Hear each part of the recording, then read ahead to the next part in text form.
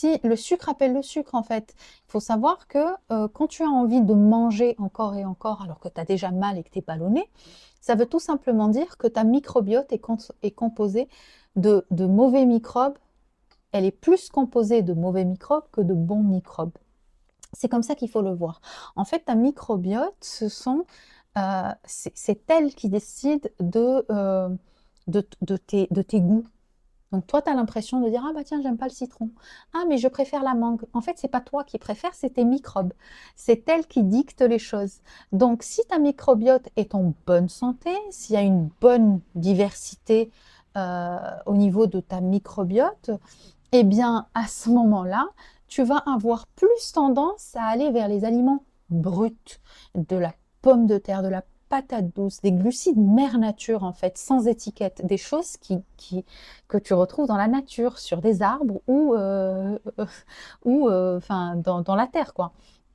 Et là, tu vas être beaucoup plus spontanément attiré vers ces aliments parce que ta microbiote est assez diversifiée et les bons microbes aiment les bonnes choses. Les bons microbes vont avoir tendance à t'attirer vers les belles choses, vers les bonnes choses, les choses mère nature. Ok. En revanche, les mauvais microbes, ceux qui sont pas gentils, pas sympas, qui sont plutôt composés de microbes qui viennent de la part, j'aime bien dire ça parce que on dirait que c'est le sucre qui les envoie, de la part de justement ces aliments trop sucrés, trop salés, trop gras, etc. Ben, ceux-là vont influencer encore une fois ta microbiote pour que bah, ça appelle encore plus aux chips, aux viennoiseries, aux choses comme ça.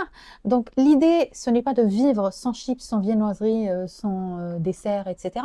L'idée, c'est de soigner d'abord avec ce challenge tous ces symptômes et justement d'arriver vers un ventre plus plat, moins gonflé, etc.